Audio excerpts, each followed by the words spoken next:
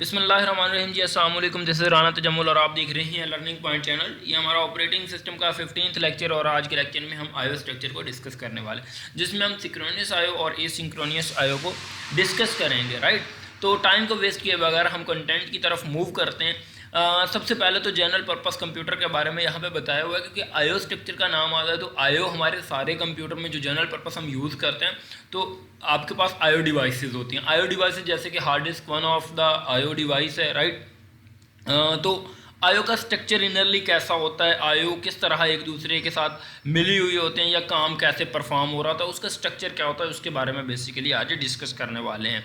Right, जैसे कि आपने कंट्रोलर, जो डिवाइस कंट्रोलर के बारे में सुना होगा। राइट, कि डिवाइस कंट्रोलर जो है डिवाइस को कंट्रोल करता है और उसमें एक मेमोरी बफर भी होता है। हर डिवाइस का अलग से एक कंट्रोलर लगा होता है। राइट, तो सारा सीपीयू पे तो बेसिकली बटन नहीं होता, लेकिन हर डिवाइस का जो हमारे पास आयो डिवाइस होते हैं, जैसे कि कीबोर्ड है, इसका भी एक कंट्रोलर होगा। जब भी हम बटन प्रेस करते हैं तो उसको कंट्रोलर मैनेज करता होगा, उसको आस्की वगैरह में चेंज करके आगे सेंड करता होगा, ना कि सीपीयू इस चीज़ को अपने सर पे ले रहा होगा। इसीलिए सीपीयू परफॉर्मेंस को इन्हांस किया ना, कि कंट्रोलर ने जो कीबोर्ड है इसका बटन उठा लिया। आई होप थोड़ी सी डिस्कशन करने का मतलब है कि आपका एक माइंड बिल्ड हो जाए कि हमारे पास कंट्रोलर्स होते हैं, वो अलग अलग, वो भी एक कह लो कि आप एक प्रोसेसिंग यूनिट ही होता है जो कि एक स्पेसिफिक डिवाइस की प्रोसेसिंग को परफॉर्म करता है। ठीक है, अब हम डिस्कशन की तरफ मूव करते हैं, अपने टॉपिक की तरफ मूव करते हैं। तो मैंने थोड़ा सा आयो के बारे में बताया कि आयो स्ट्रक्चर में बेसिकली एक डिवाइस कंट्रोलर भी होता है, जो कि नाम आपने सुना है। डिवाइस कंट्रोलर का काम थोड़ा सा मैंने बताया कि वो स्पेसिफिक जो डिवाइस होती है उसकी जो इनपुट आउटपुट होती है उसको मैनेज कर रहा होता है, और उसके अंदर थोड़ी सी मेमोरी भी लगी होती है जिसमें वो डेटा को क्या कर रहा होता है, मेंटेन कर रहा होता है। राइट, तो चलें हम अब मूव करते हैं टॉपिक की तरफ। कह रहा है आयो स्ट्रक्चर में इसने सबसे पहले आईटी सीरीज़ वालों ने लिखा हुआ है, मैंने भी उसी को फॉलो किया है। तो देखते हैं, a general purpose computer consist of a central processing unit. जैसा कि आपको पता है कि जनरल पर्पस कंप्यूटर में क्या होता है, सीपीयू होता है। ठीक है, जिसे सेंट्रल प्रोसेसिंग यूनिट कहते हैं। And different device controller connected through a common बस। बेसिकली हमारे जनरल पर्पस कंप्यूटर में डिफरेंट डिवाइस कंट्रोलर्स भी लगे हुए होते हैं, सीपीयू भी लगे होते हैं, एक सीपीयू लगा होता है और बाकी डिफरेंट डिवाइस कंट्रोलर लगे होते हैं। जैसे कि मैंने कीबोर्ड की मिसाल दी कि कीबोर्ड के साथ कीबोर्ड का अलग से डिवाइस कंट्रोलर होगा। हार्ड डिस्क की एक डिवाइस ही है ना आयो, उसका कंट्रोलर अलग होगा जो उसकी डेटा को कंट्रोल कर रहा होगा, ना कि सारा का सारा काम बेचारे सीपीयू पे हम रख देते हैं। हम कहते हैं भाई कीबोर्ड का काम तुम संभालो, डिवाइस जो हार्ड डिस्क का उसका काम तुम संभालो, तो बी मीन दैट उस कंप्यूटर में हमारे कहीं पे कंट्रोलर भी लगे होते हैं। आपके माइंड में ये होना चाहिए। राइट, तो कंट्रोलर का काम मैंने बता दिया। Each device controller manage a specific type of device. जैसे कि मैंने बताया कि जो एक कंट्रोलर है, अगर वो हमारे पास कीबोर्ड का कंट्रोलर है तो वो कीबोर्ड की एक्टिविटीज़ को क्या करेगा, कंट्रोल करेगा। अगर हार्ड डिस्क का कंट्रोलर है तो वो हार्ड डिस्क की जो है वो क्या करेगा, एक्टिविटीज़ को कंट्रोल करेगा। राइट, तो सीपीयू तो ओवरऑल कर रहा होता है ना, सेंट्रल प्रोसेसिंग यूनिट होता है, लेकिन हमारे पास जो डिवाइस कंट्रोलर होते हैं ये भी प्रोसेसिंग यूनिट ही होते हैं, लेकिन वो हम डेडिकेट कर देते हैं हम कि आपने कीबोर्ड को देखना है, आपने इस आयो को देखना है, आपने इस आयो को देखना है। डिफरेंट डिफरेंट आयो के डिफरेंट डिफरेंट कंट्रोलर्स होते हैं। A device controller maintain a local buffer storage. जैसा कि मैंने बताया कि जो कंट्रोलर होता है, डिवाइस कंट्रोलर होता है, इसमें थोड़ी सी मेमोरी भी लगी होती है। And a set of special purpose registers, और मतलब कि वहाँ पे सेट ऑफ स्पेशल रजिस्टर्स भी होते हैं और मेमोरी हम कह सकते हैं। The device controller is responsible to move the data between the peripheral devices and its local buffer storage. Basically जो डेटा इन एंड आउट हो रहा होता है हमारी किसी भी डिवाइस में, प्रिंटर है या कोई भी डिवाइस है जो हमारे कंप्यूटर में लगी हुई है, आप ये समझ लें जैसे कि कीबोर्ड और हार्ड डिस्क वगैरह या माउस, इसमें जो डेटा इन एंड आउट हो रहा होता है वो कहाँ पे मैनेज हो रहा होता है, डिवाइस कंट्रोलर उसको कहाँ पे मेंटेन करता है, लोकल बफर स्टोरेज में मेंटेन कर रहा होता है। राइट, तो the main type of responses to IO interrupt are as followed. मतलब कि जो आयो इंटरप्ट अकर होते हैं आयो को परफॉर्म करने के लिए कि मुझे इनपुट आउटपुट डिवाइस चाहिए। बेसिकली हमने इंटरप्ट्स के बारे में पढ़ा है ना, तो डेफिनेटली इंटरप्ट अकर होता है ना कि मुझे ये डिवाइस चाहिए, मुझे ये डिवाइस चाहिए, तो हमारा सीपीयू कुछ भी परफॉर्म करता है, उसके बाद उसको कोई आयो तो चाहिए होती है ना, इनपुट आउटपुट डिवाइस, जिस पे जाके उसने इनपुट को गेट करना होता है या आउटपुट को शो करना होता है। राइट, तो उसको कोई डिवाइस तो चाहिए ना। तो ये कैसे मतलब कि इंटरप्ट परफॉर्म होते हैं, वो सिंक्रोनियसली भी आयो हो सकते हैं और वो एसिंक्रोनियसली भी परफॉर्म हो सकते हैं। अब जो इंटरप्ट्स हैं ये सिंक्रोनियसली कैसे परफॉर्म होते हैं और एसिंक्रोनियसली कैसे परफॉर्म होते हैं।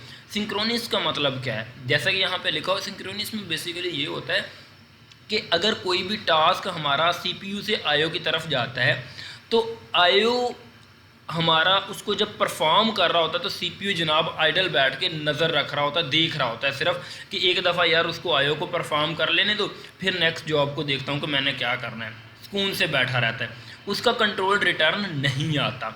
उसका कंट्रोल कब रिटर्न आता है, जब वो जॉब को कम्प्लीटली कंप्लीटेड कर लेता है, मतलब IO पूरी परफॉर्म हो जाती है। जैसा कि CPU को कोई काम दिया, वो परफॉर्म कर रहा था, उसको इनपुट आउटपुट डिवाइस की ज़रूरत पड़ी, वो वहाँ पे मतलब कि इनपुट आउटपुट के पास हमारा डेटा चला गया, तो CPU के पास कंट्रोल रिटर्न नहीं आता जब तक IO पूरी की पूरी परफॉर्म नहीं हो जाती, ये कंप्लीट नहीं हो जाती, राइट। वो बैठ के क्या करता है, आइडल रहता है, जो कि एक अच्छी अप्रोच नहीं है कि CPU हमारा फ्री बैठा हुआ है, अगर कोई काम IO के लिए चला गया तो इसको तो चाहिए कि और इंस्ट्रक्शन पकड़े और उस पर क्या करे, कुछ काम परफॉर्म कर ले। तो जैसा कि यहाँ पे लिखा हुआ है, the IO operation is started and the control is return to the user process when it is completed. कब आएगा, जब वो IO कंप्लीट हो जाएगी, ठीक है। अगर ऑपरेशन IO परफॉर्म होता है, स्टार्ट होता है, तो कंट्रोल कब रिटर्न आएगा, जब वो कंप्लीट होगी, जब तब रिटर्न आएगा।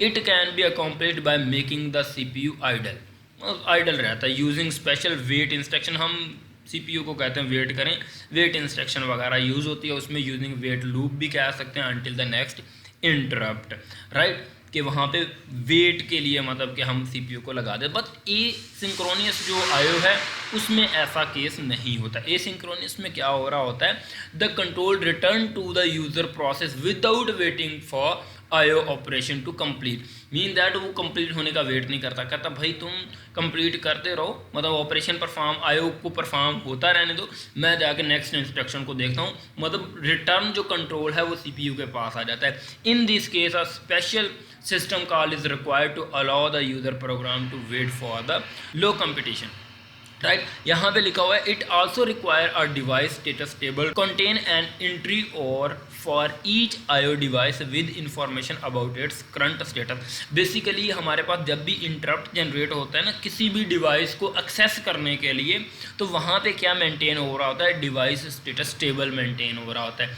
डिवाइस स्टेटस टेबल क्या होता है, डिवाइस स्टेटस टेबल में ये होता है कि हर इनपुट आउटपुट डिवाइस की इंफॉर्मेशन पड़ी होती है कि आया कि वो डिवाइस अवेलेबल है या नहीं। अगर वो डिवाइस अवेलेबल होगी तो हम उस तक रिक्वेस्ट कर सकेंगे कि वो हमें डिवाइस अवेल हो जाए, राइट। जैसे कि हमारे पास डिफरेंट IO डिवाइसेस हैं, उसका एक टेबल बनाओ, अगर डिवाइस अवेलेबल है तो उसको क्या कर दिया जाए, 0 कर दिया जाए। अगर वो IO डिवाइस यूज़ हो रही है तो उसको सेट क्या कर दिया जाए, 1 कर दिया जाए। बेसिकली कंप्यूटर में डिवाइस स्टेटस टेबल मेंटेन हो रहा होता है जहाँ पे सारी डिवाइसेस की इंफॉर्मेशन होती है। यहाँ पे यही लिखा हुआ है, it also require a device status table containing an entry for each IO device with information about its current status.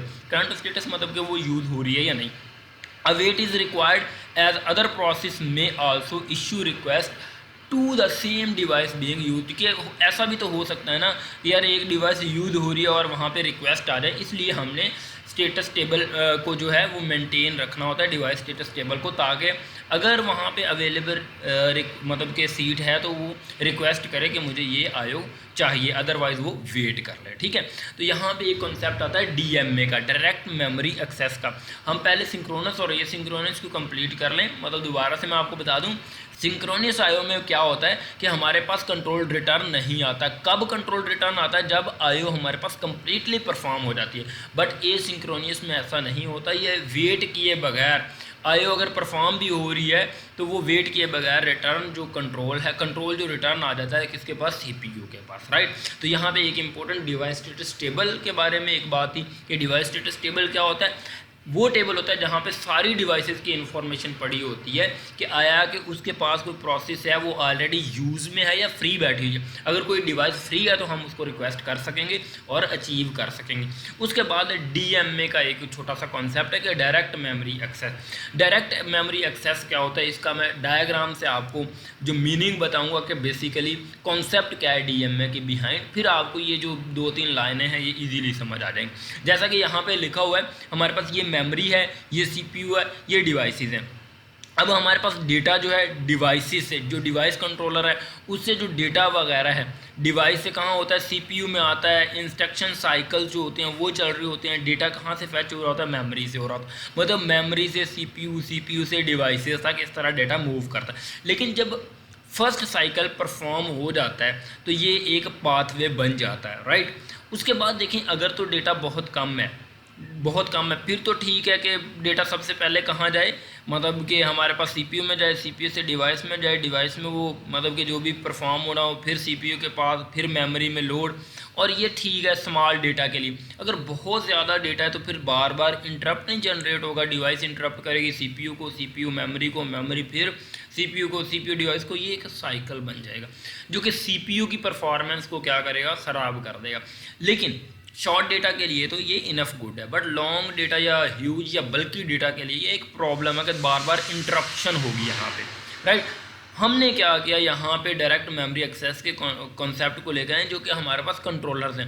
वो बेसिकली डायरेक्टली कनेक्टेड हो जाता है किसके साथ, मेमोरी के साथ। डेटा को इन एंड आउट करने के लिए जो भी प्रोसेस है वो फैच डायरेक्ट करना शुरू कर देता है। एक साइकिल जब मेंटेन हो जाता है, एक साइकिल तो यहाँ से ही आता है CPU के थ्रू, उसके बाद ये डायरेक्ट हो जाता है किसके साथ, मेमोरी के साथ, राइट। तो इसी को डायरेक्ट मेमोरी एक्सेस कहते हैं कि हम डायरेक्टली मेमोरी को क्या कर रहे होते हैं, एक्सेस कर रहे होते हैं, जो कि ओवरहेड को क्या कर रहा होता है, कम कर रहा होता है। जैसा कि यहाँ पे लिखा है, direct memory access is used for high speed IO devices, boost of the device controller, transfer the entire block of data directly to or from its own buffer storage to the memory without intervention by the CPU। में मतलब कि CPU को interrupt किए बगैर वो direct memory से इन and out data को कर रहा होता है, राइट।